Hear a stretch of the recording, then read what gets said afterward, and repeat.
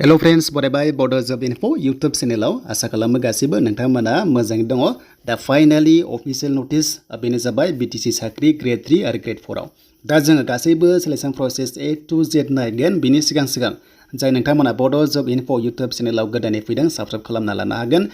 जेब्लायबो BTC साख्रि आसामनि साख्रि बेनिफ्राय सेन्ट्रेलनि साख्रि नोंथांमोना लेटेस्ट बर' रावजों मोननो हागोन। दा गोबांथार नेदोंमोन बेनो जाबाय अफिशियल नोटिस आरो जेब्ला अफिशियल नोटिस फैयो नोंथांमोना A to Z होगोन होननानै नोंथांमोना बाथ्रा होदोंमोन। दा बेखायनो भिडिअखौ हानायसेबां नायलांजोब एसे गोलाव जागोन मानोना गोबां क्राइटेरिया ओंखारदों। दा गोबां क्राइटेरिया ओंखारदों जों A to Z नायगोन।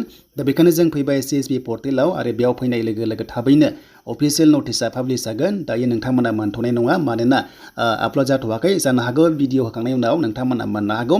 चेक खालामबाय था अब्लाबो नोंथांमोनजों शेयार खालामगोन मानोना PDF फाइलखौ आं नोंथांमोना डिसक्रिप्शनाव होगोन एबा WhatsApp ग्रुपआव नोंथांमोना होनो हागोन जाहाथे गासैबो नोंथांमोना क्राइटेरियाखौ नायनानै लानो हायो।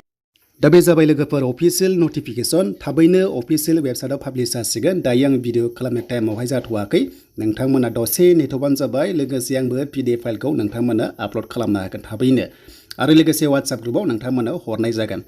दा बे पस्टआ गासै 569 बिनि गेजेराव नोंथांमोननि ग्रेड 3 आव 294 दङ। देन नोंथांमोननि ग्रेड 4 आव 275 पस्टआ दङ। आरो बेनिफ्राय मोनसे मोजां बाथ्रा बिस्नाथजों आरो सनितफोरा बे पस्टआव नोंथांमोनाबो एप्लाइ खालामनो हागोन। दा ADRजों सेम प्रसेस डिपार्टमेन्ट वाइसआव नोंथांमोनानै मोनदों जेरै हमना ला PWD इडुकेसन दङ, एग्रिकालचार दङ, बेनिफ्राय स्किल दङ।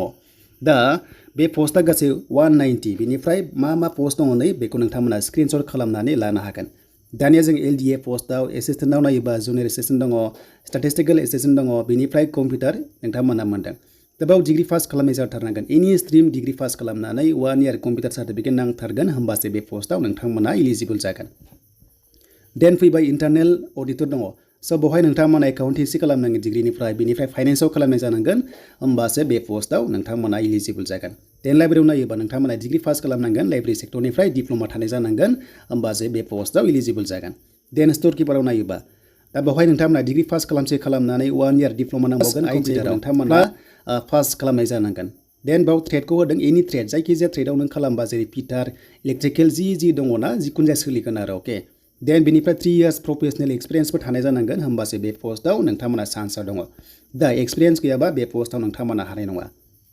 टटेल पस्टआ 190 अके बे जाबाय डिग्री लेभेलाव। दानिया बे डिग्री लेभेलाव नोंथाङा सेलेक्ट जायाबा एबा इलिजिबल जायाबा HS लेभेलनि दङना बे HS लेभेलावबो जों एप्लाइ खालामनो हायो। दा बेयाव सोर हागोननो आरो मा पस्ट दङ जों बेखौ नायनोसै। स' नोंथांमोना स्क्रिनशट खालामना लानो हागोन।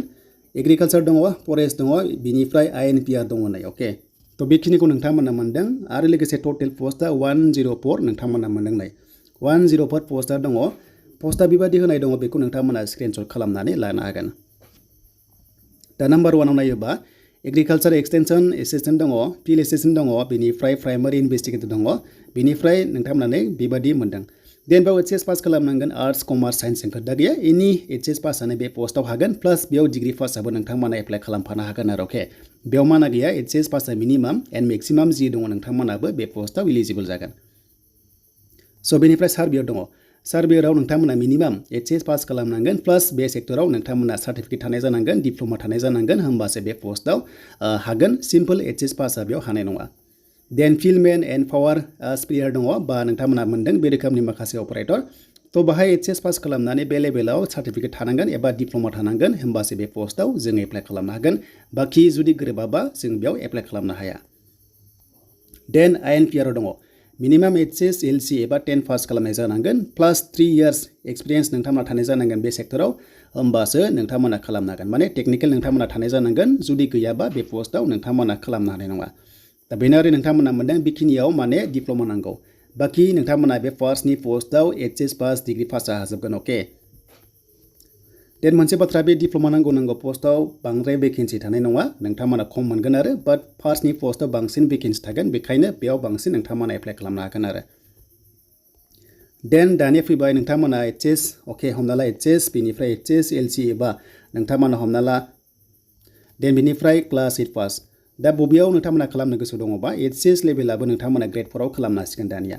दा ओरैबायदि मोजां चान्स दङ देग्लाय एबारो 275 पस्ट हरदों बेनो जाबाय ग्रेड 4 आव आरो बेयाव नोंथांमोना क्लास 8 पासनिफ्राय एचएस पासल बे पोस्टआव इलिजिबल जागोन okay class 8 pass 10 pass HS pass बे पोस्टआव नोंथांमोना एप्लाइ खालामनांगोन बे जाबाय 275 पोस्टआव डिपार्टमेन्टआ नै पिडब्लिउडि एडुकेशन दङ एग्रिकालचार दङ इरिगेशन दङ सेरिकालचार दङ फरेस्ट दङ स बाहाय डिग्री पास जाबायाव हानाय नङा आरो जायफ्रानोखि थगायनानै पास खालामनानै डिग्री पास खालामनानै जुदि बेयाव एप्लाइ खालामना हमजायोबा नोंथांमोना लजों थांगोन बेखायनो जायनोखि नोंथांमोना डिग्री पास खालामनाङा जुदि हमजायोबा गोबां प्रब्लेम जागोन आरो दा मोजां चान्सआ बेनो एबार काटअफआ बांद्राय गोजौ थांनाय नङा एडिआरइ बादि एचएस लेभेलाव नोंथांमोना बे पोस्टआव एग्जामखौ होनो हागोन आरो माने जायनोखि क्लास 8 पासनिफ्राय 10 पास 9 पास आन्डार मेट्रिक बेनिफ्राय एचएस पाससिमा बे पोस्टआव इलिजिबल जागोन बाखि नोंथांमोना डिग्री पासआ बेयाव मोननाय नंला बैसोआ 18 इयार्स ओके 18 इयार्स बेनिफ्राय 40 इयार्स बा जोंनि एसटिआ 45 इयार्ससिम बे पोस्टआव हागोन